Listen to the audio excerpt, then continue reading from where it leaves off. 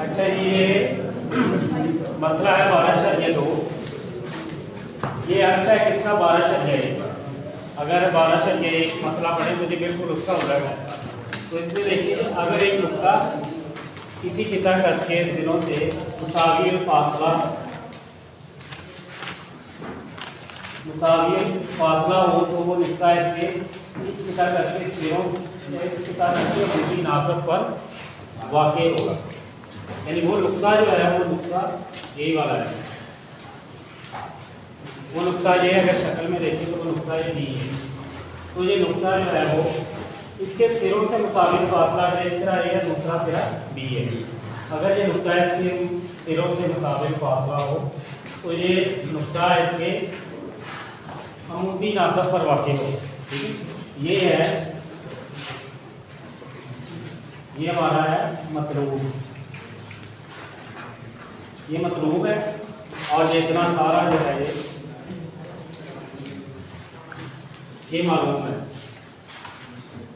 तो हमें साबित करना कि वो नुक्ता जो है वो बी वो इस किताब का ए बी के अमूदी नासब पर वाक़ई है।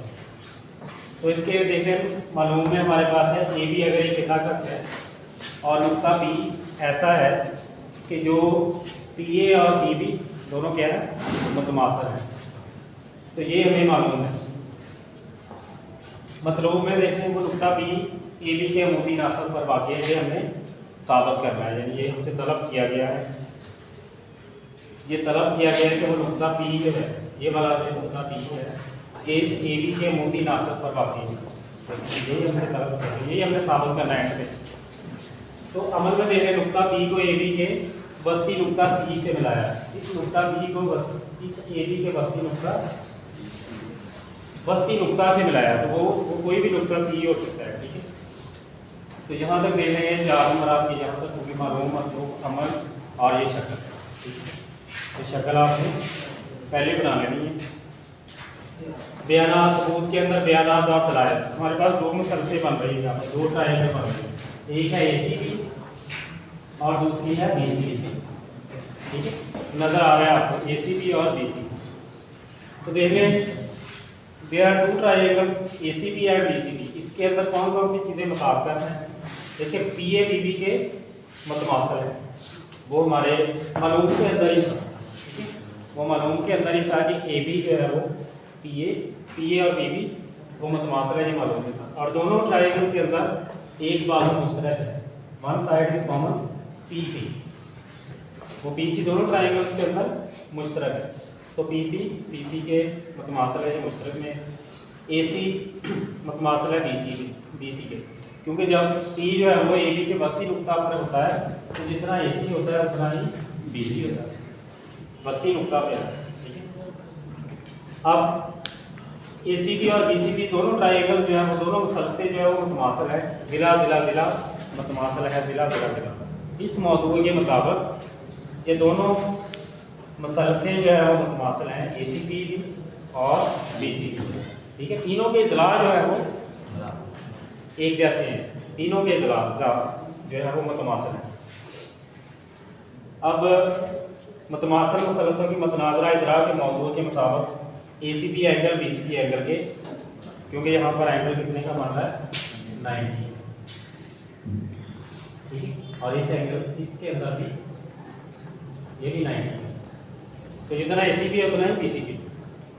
तो एंगल ए सी बी मुतमासिल एंगल बी सी बी, ये इक्वेशन 1 हो जाएगी मसावा 1। मुतमासिल मुसलसलों के मुतनाज़रा ज़ाविया, दोनों एंगल्स को हम प्लस करेंगे सप्लीमेंट्री बन जाएगा। सप्लीमेंट्री ज़ाविये कौन से होते हैं? जो 180 के बराबर होते हैं। ठीक है, यानी कि एंगल मय्यर एंगल ए सी बी जमा मय्यर एंगल बी सी बी वो कितना होगा 180। ऐसे ज़ाविये जिनका मजमूआ 180 होता है वो सप्लीमेंट्री ज़ाविये होते हैं।